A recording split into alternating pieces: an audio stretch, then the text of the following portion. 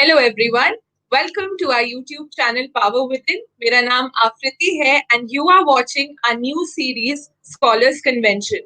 Scholars Convention एक ऐसी series है by Power Within जहाँ पे हम बात कर रहे हैं with different scholars who are pursuing a PhD in psychology from an Indian university.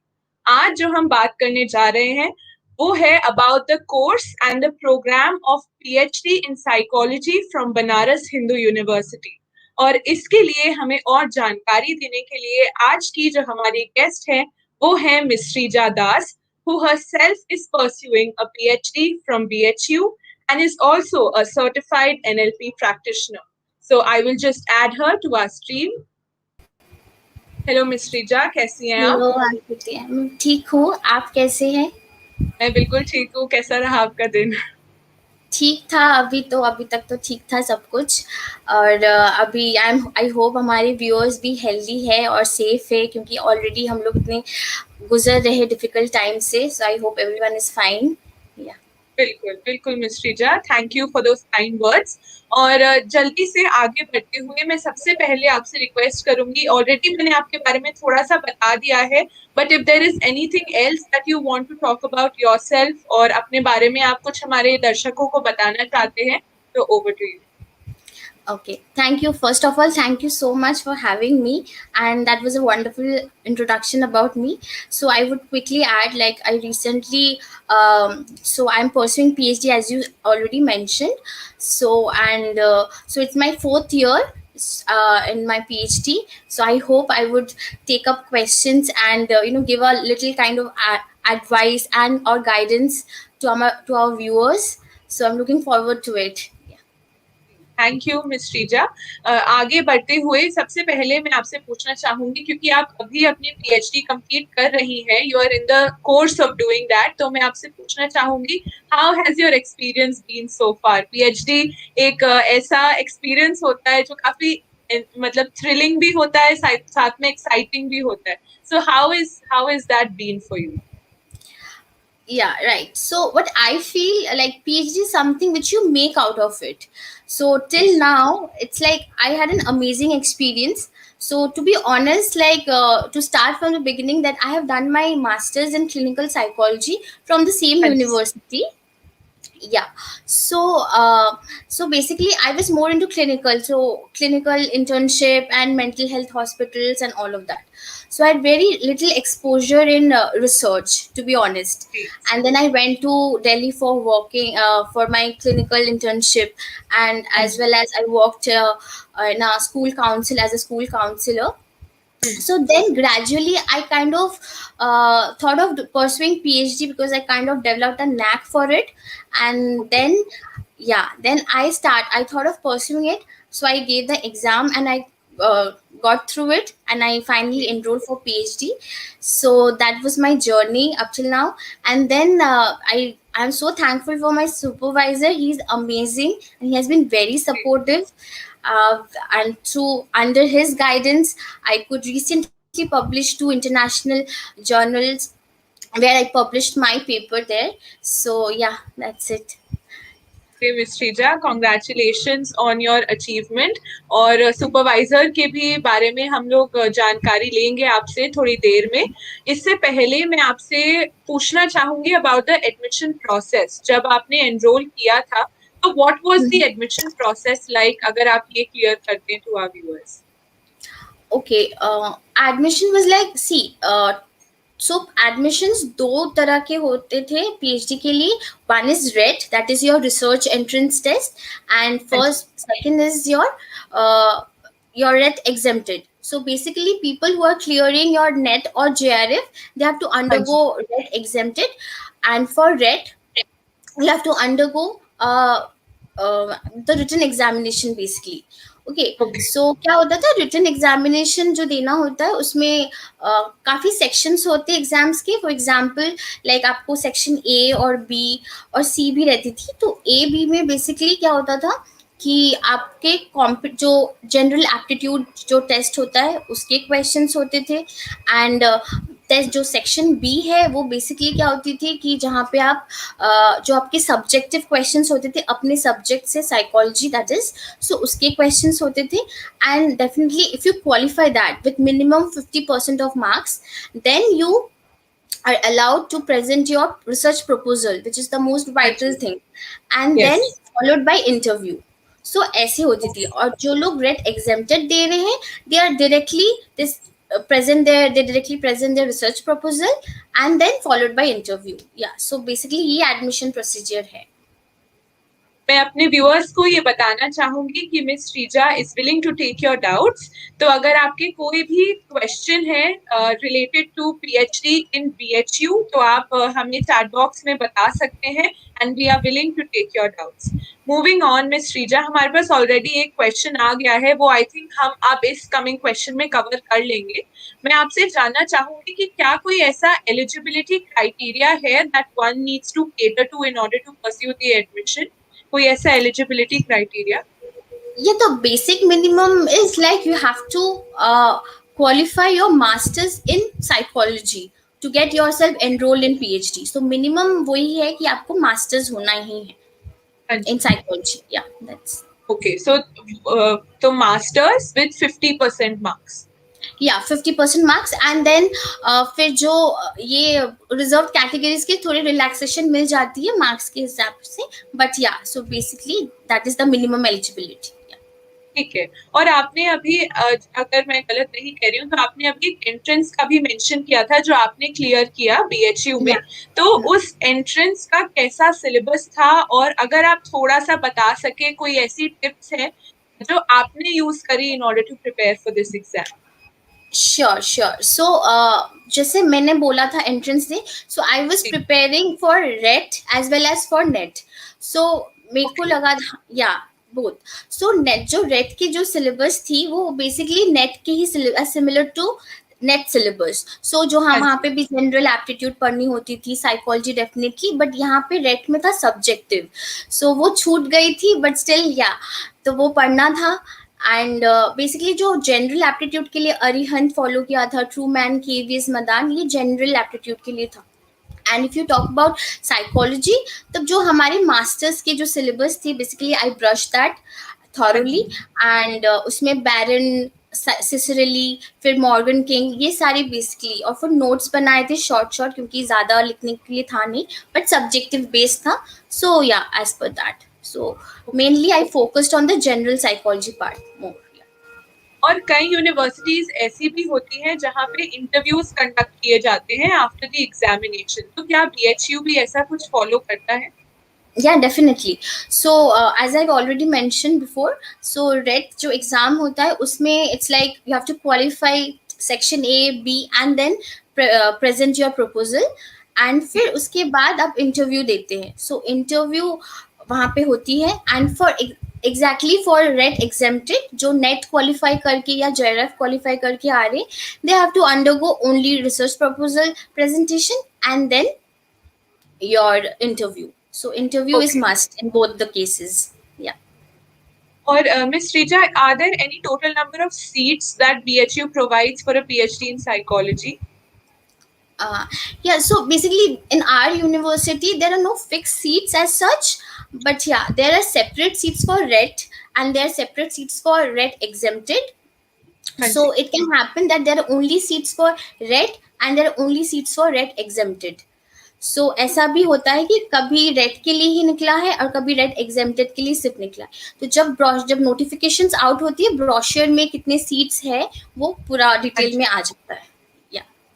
Miss Sreeja, अगर थोड़ा सा आप क्लैरिफाई कर दें, ये जो आपने रेट एग्जाम बोला है उसका क्या फुल फॉर्म होता है? If you could just briefly describe about.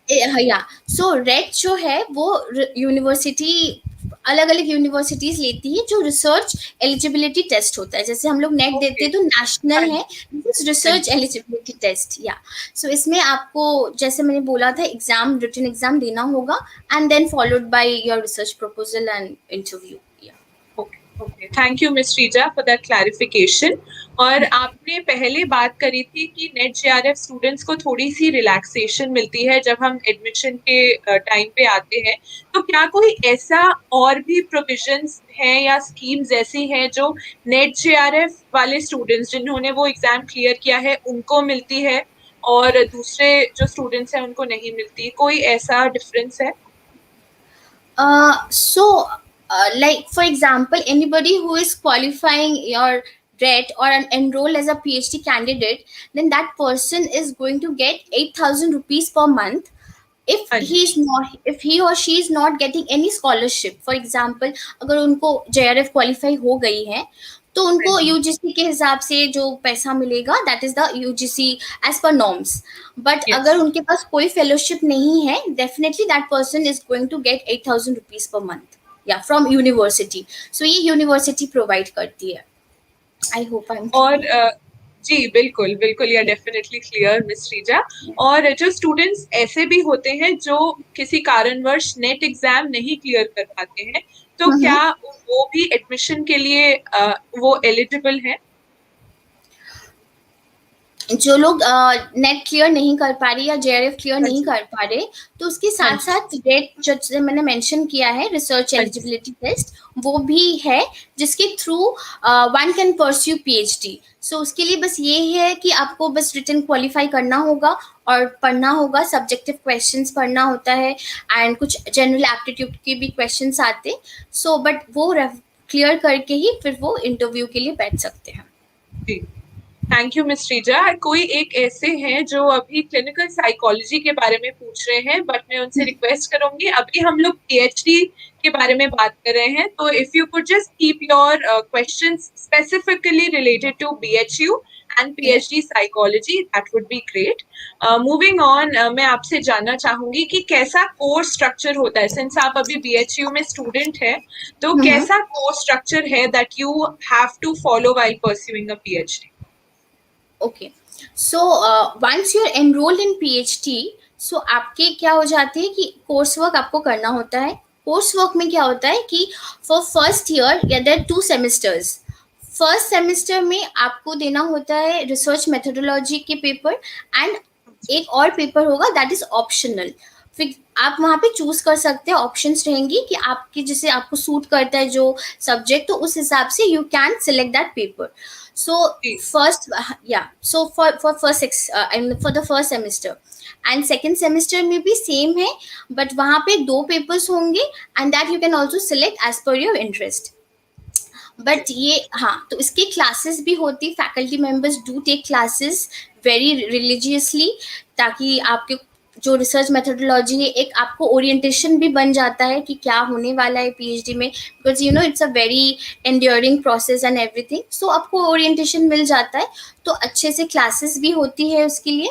सो या, सो बेसिकली ये कोर्स होता है सिर्फ कोर्स वर्क के लिए. And if I talk about कि फर्स्ट 6 मंथ्स में आपको सिनॉप्सिस भी प्रेजेंट करना होता है. So, what बिल्कुल। is synopsis? Basically, synopsis is you have to present your research topic. जो आपका research topic है वो आपको present करना होता है in front of the faculty members, where you have to define what you want to do, why do you want to do, and samples क्या है आपकी, methods क्या use करेंगे. So you have to be very clear about what you are going to pursue, what you are going to proceed with. Okay, so ये सारी चीज़ें हैं. And then ये बहुत इंपॉर्टेंट इसीलिए है because there is a chance कि faculty members इसको रिजेक्ट भी कर सकती है कभी कभी, कि हाँ अगर जी। आपने कुछ क्वेश्चंस पुट अप किया and you couldn't answer them, so definitely there is a chance that they will reject your synopsis. So you have to be very serious about it and then choose your topic accordingly and present it. So ये है. And with first 6 months you have to again um, present a first progress report. So what is first progress report? Basically इसमें क्या होता है कि you have to present all that you have done this 6 months, for 6 months, what books you have referred to, what journals you have referred to, and what you have done in your work, everything detailed. You have to just present it to your faculty members. So ये सारी चीजें in रहती है PhD में. In first year it's all done and then you can proceed with your PhD, like data collection and everything. Yeah. Miss Richa, ऐसे कई बच्चे होते हैं who have their inclination towards a specific field of psychology. जैसे हो सकता है there is a student who is more inclined towards clinical psychology या पॉजिटिव साइकोलॉजी या ऑर्गेनाइजेशनल साइकोलॉजी. तो मेरा अगला सवाल आपसे ये है कि क्या बीएचयू ऐसी स्पेशलाइजेशंस प्रोवाइड करता है in their PhD programme of psychology? ये एक हमारे व्यूअर का भी क्वेश्चन है, सिंस उनका इंक्लिनेशन थोड़ा क्लिनिकल साइकोलॉजी की तरफ Okay. ज्यादा है. तो क्या ऐसी कोई स्पेशलाइजेशंस ऑफर करता है BHU in their course? Okay, so our university, people who are undertaking PhD, they can take any kind of discipline they want, but our university provides PhD in psychology. So it's a general degree they get. But हाँ जी. we have expertise from different field, like for clinical psychology, and then we have a counseling cell also, and then with cognitive psychology, social psychology, health psychology, you name it, we have it. But the thing is that they will give you general degree, there is no specialization. But if a person is interested in particularly in clinical psychology, then yeah, definitely there are faculty members who are into this field, so you can easily talk to them, and you can present your paper accordingly. Yeah. Miss Rija, we have a lot of questions related to research proposal, क्योंकि Mhm. research जो है बहुत major part होता है of a PhD True. program in psychology. तो Yes. मैं आपसे जानना चाहूंगी, हमारे काफी व्यूअर्स ने ये क्वेश्चन पूछा है कि how do we write a good research proposal. थोड़े से अगर टिप्स आप अपने एक्सपीरियंस से शेयर करना चाहें, या if Hmm. You want to share your experience of writing a research proposal, so that would be great. Okay. So to start with, like आपके जो research proposal होते हैं, first what I have done is, like I've chosen an area which interested me very much. Okay. हाँ क्योंकि जी, क्या होता है बिल्कुल. लाइफ लॉन्ग, क्या होता है, because it should be very engaging, right? ऐसा नहीं कि I हाँ lose ji. interest in between, ऐसा नहीं होना चाहिए. You should connect to that your topic जो आप really में believe करते हैं, कि you can do something in this field. Okay, so पहले तो मैं बोल सकती हूँ कि you have to select a topic which interests you mostly. Second would बिल्कुल. be, so you need to focus on the scope of the your topic. For example, like it shouldn't be very broad scope, so that there is no opportunity where you can add more information to it, or you shouldn't be choosing something very narrow scope, so that there is no at all, there is no research which has been done in that field. So basically you should choose a middle path where a lot of researches has not been done, and there are a lot of researches which has already been done. So it's basically like that. So आपको scope देखना होगा, आपको interest देखना होगा.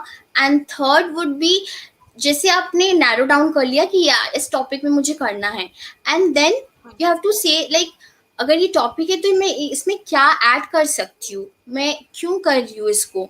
सो मैंने ये, जैसे मेरे भी सीनियर्स ने मुझे ऐसे बोला था, तो I have taken help from my seniors as well as my faculty teachers जो पीजी में थे मेरे, तो उन्होंने उनसे भी मैंने लिया था हेल्प. तो ये भी एक ऐसा टिप दे सकती हूँ मैं, that you should be in touch with your faculty teachers जो पीजी में थे, and your seniors as well. So इसमें ये बिल्कुल. था कि या तो इसमें तो आपको फिर देखना है कि कौन सा टॉपिक आप ले सकते हो which can you take carry forward in the long run, आगे भी इसमें आप कर सकते हो. इट्स नॉट द पीएचडी सिर्फ ट्रेनिंग प्रोसेस नहीं, it's life long thing. So if you are taking up a topic, you need to be feel your self connected with that topic, what I really feel. So ये है. And definitely हमारे university में भी बहुत सारे library है, ये web cyber library है भी, वहाँ पे भी मैंने बहुत देखा था, जर्नल्स रेफर किया था. एंड या जर्नल्स रेफर करना बहुत इंपॉर्टेंट है. फॉर एग्जाम्पल कि कौन सा जर्नल ने कैसा लिखा है paper. So it kind of you develop a scientific writing also कि इस पेपर में बिल्कुल. कैसे लिखा है. Try to give research proposal में भी आपको लिटरेचर रिव्यू देना होता है. लिटरेचर रिव्यू इज हाँ जी. बेसिकली कि आपने क्या क्या रिसर्च हुआ है, और आपके उस रिसर्च जो आप करना चाहते हो उससे कहाँ से कनेक्ट हो रहा है. सो बेसिकली कंटिन्यूएशन बनाना पड़ता है. And then you have to give citation of जो इन रिसेंट स्टडीज हुए हैं बेसिकली. तो रिसेंट क्या स्टडीज़ है क्या नहीं है वो देखना ज़रूरी है। And then Indian studies quote करना बहुत इंपॉर्टेंट है, एज वेल एज वेस्टर्न भी, बट इंडियन होगा तो ज़्यादा कनेक्ट कर पाओगे, दैट इज़ लाइक अ बिल्कुल। Obvious thing. या सो ये है, तो ये सारी चीज़ें what I feel that you need to take care of while writing a research proposal.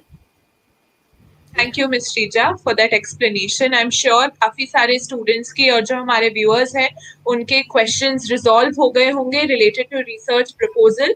मैं अभी भी हमारे व्यूअर्स को बताना चाहूंगी कि अगर आपका कोई भी ऐसा डाउट है related to PhD from BHU, कोई भी ऐसा डाउट है तो आप हमें चैट बॉक्स में बता सकते हैं, and both of us will try our level best to resolve those doubts.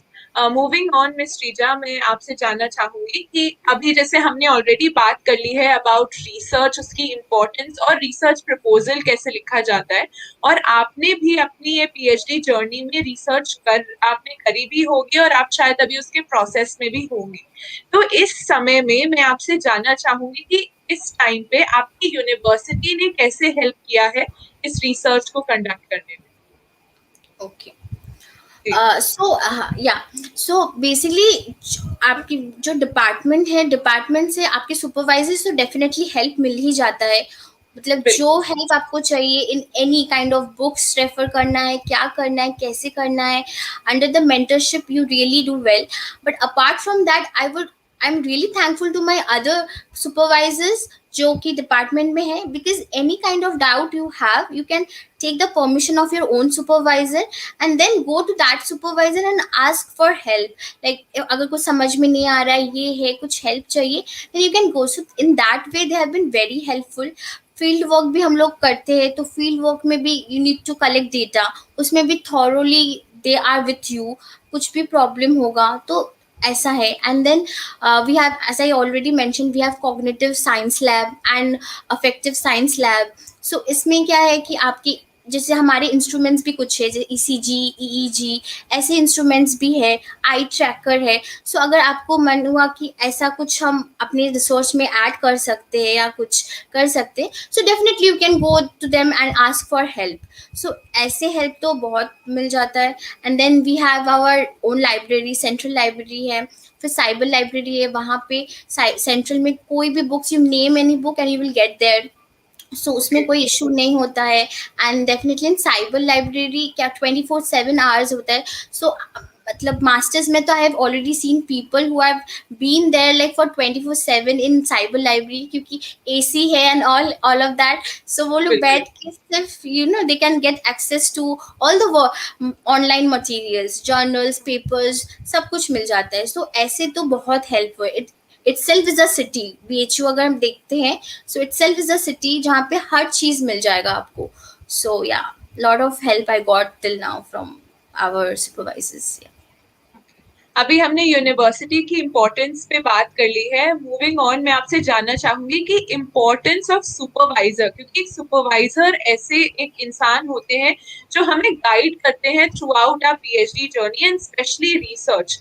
हम लोग काफी एंथुजियास्टिक होते हैं, but they are the person who bring us back to the reality and also help us streamline कि कैसे आपको अपनी research करनी है। तो मैं इस टाइम पे आपसे जानना चाहूंगी कि एक अच्छे सुपरवाइजर का होना कितना इम्पोर्टेंट है in your PhD journey. Okay, so what happens in our university? So it's like we don't select our supervisors. Yeah, we don't select our supervisors. So there is a DRC member, departmental research committee होती है, members वहाँ पे काफ़ी members होते हैं, तो वो select allot करती है स्टूडेंट्स को टीचर सुपरवाइजर से based on your research proposal and your area of interest. So उनका अगर आपके साथ मैच करता है then they will allot it. Yeah so उससे तो thankfully like I also my interests also match with my supervisors, so thankfully like got a really lot of help from him in my field. So yeah, I say this functions like that. Okay, thank you miss Shreeja. मैं आपसे ये भी जानना चाहूंगी, अभी हमने research proposal के बारे में बात कर ली है, लेकिन हम आपसे जानना चाहेंगे कि आपका रिसर्च एक्सपीरियंस अभी तक कैसा रहा है, और अगर आपको थोड़ा सा अपनी रिसर्च के बारे में बताना है तो दैट वुड बी ग्रेट। और अगर कोई ऐसी टिप्स हैं जो आप हमें बताना चाहती हैं कि हम लोग लिटरेचर रिव्यू कैसे लिखें, मेथोडोलॉजी कैसे लिखें, तो आप हमें बता सकते हैं। अच्छा, okay. So starting from like, जैसे मैंने रिसर्च प्रपोजल जब मैंने किया था, तो एज आई हाँ जी। मेंशन कि मैं ज़्यादा क्लिनिकल साइकोलॉजी से मास्टर किया था, I was more incline to clinical work and everything. Then I got knack in research, and I हाँ एक्चुअली जी। मैंने पढ़ा था एंड फिर और, तो मैं यहाँ पे एनरोल हो गई। And starting from my, if I talk about my journey, then research proposal was the most important thing कि जो मुझे करना था and अच्छे से।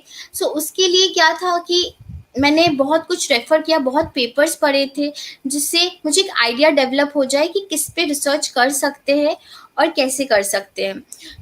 फिर मेथड्स भी देखा कि कैसे, क्योंकि इसमें रिसर्च मेथोडोलॉजी भी बहुत इंपॉर्टेंट होती है कि कैसे उसको कंडक्ट करें। करना तो ये है, पर कंडक्ट कैसे करना है वो भी देखना था।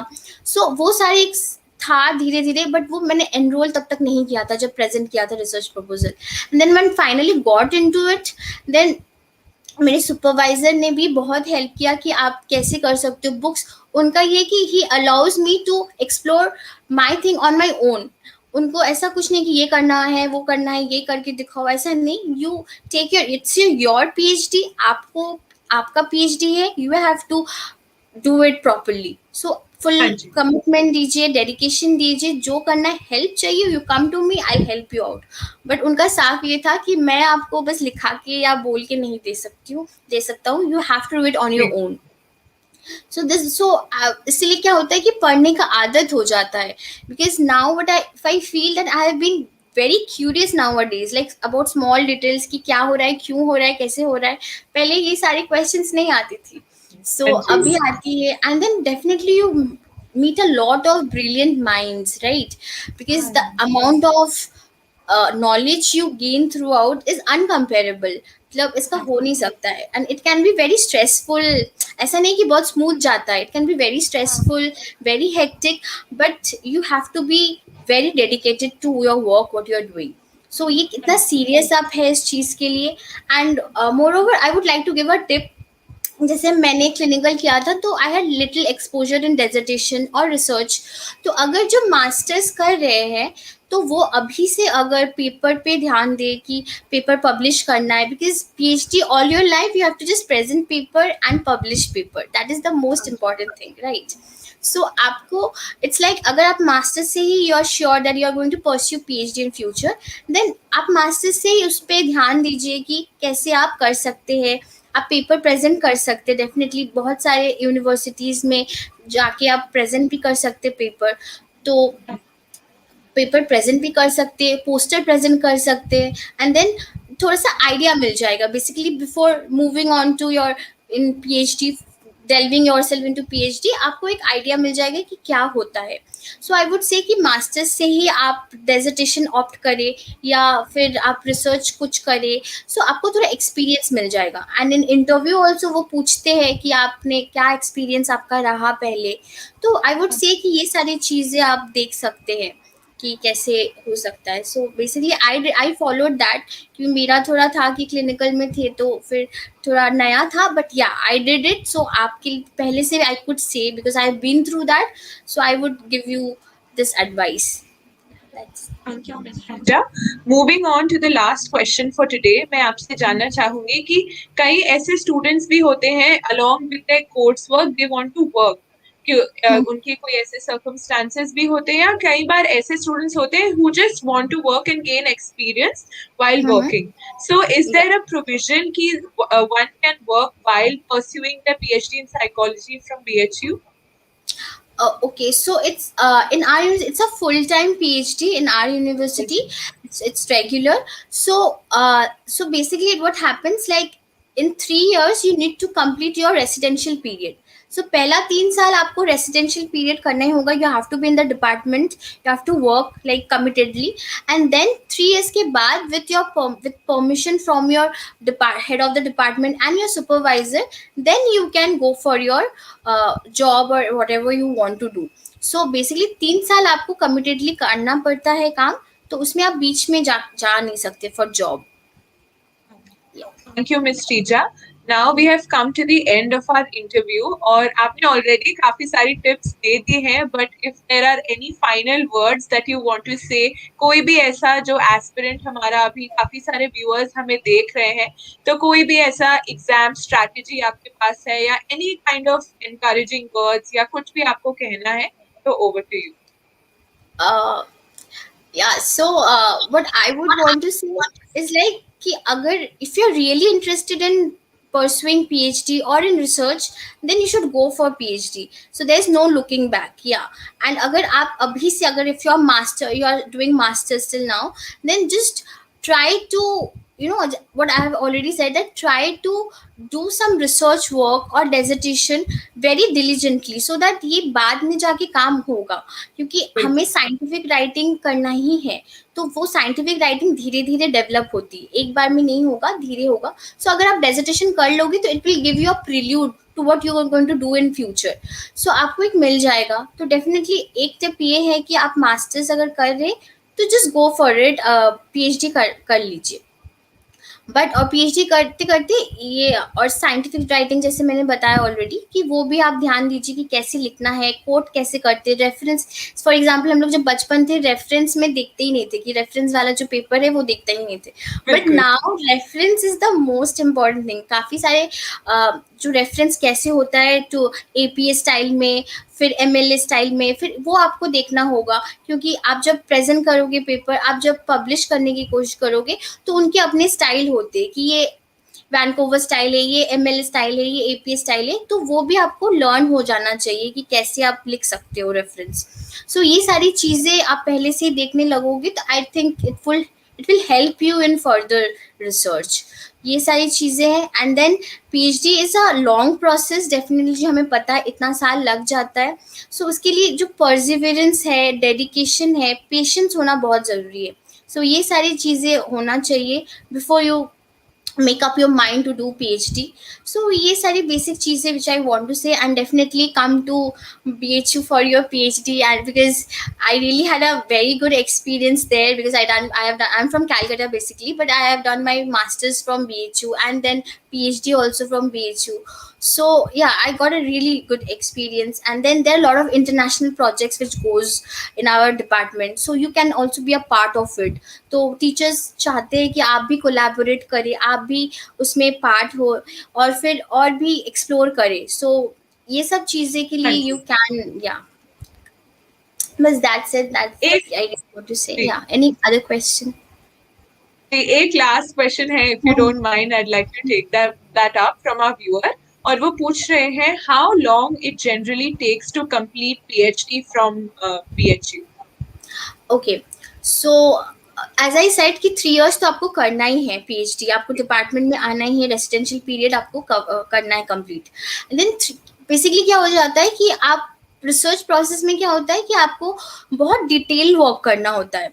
ओके, सो आपने ऐसा नहीं कि आपने पेपर लिखा एंड आपने ड्राफ्ट दे दिया अपने सुपरवाइजर को एंड फिर वो रिव्यू में चला गया and then it got publish. ऐसा बिल्कुल नहीं होता है. सो आपको देना होता है. It can be like 2-3 draft में भी हो जाता है, कभी कभी it takes around 7-8 drafts also. So it's a very long process. और पीएचडी ये है कि उसमें लूप होल्स नहीं हो सकता है, right. So you should give your 100% to it कि एक पेपर ठीक से बनाने के लिए. सो डेफिनेटली थोड़ा टाइम टेकिंग हो जाता है. नॉर्मली 3 years, ऐसे लोग 4 years तक भी कंप्लीट करने की कोशिश करते हैं. बट यूजुअली क्या होता है कि थोड़ा टाइम हो जाता है. तो हमारे यूनिवर्सिटी में 5-6 years लग जाते हैं, बिकॉज बीच में 3 years के बाद लोग जॉब के लिए भी जाते हैं एंड देन मैनेज करना both job and your work थोड़ा डिफिकल्ट हो जाता है. सो बट स्टिल 5-6 years में अगर जॉब करने जा रहे हैं तो हो जाता है.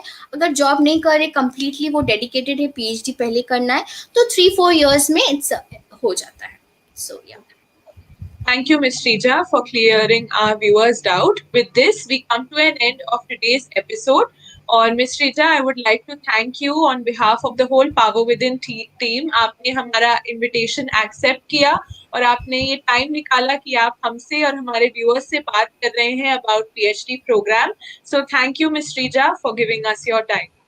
thank you so much, and you have been a wonderful host. Thank you so much for having me. Thank you. Have a good day. Thank you miss Shreeja. मैं अपने व्यूअर्स को बताना चाहूंगी कि हमने ऑलरेडी 2 वीडियोस पहले करे हुए हैं, एक राजस्थान यूनिवर्सिटी पे है और एक जनरल नॉलेज है अबाउट पीएचडी। हमने ऑलरेडी एक प्लेलिस्ट बनाई है अबाउट स्कॉलर्स कन्वेंशन, तो अगर आपको वो वीडियोस देखनी है तो आप उस प्लेलिस्ट को एक्सेस कर सकते हैं। Please share our channel. Please like, share, and subscribe. Comment down below if you have any kind of recommendations for our upcoming videos, and share it with your friends so that they also find the one-stop solution for all psychology aspirants, which is Power Within. Thank you again, Ms. Rija, for giving us your time. Thank you so much, Akriti.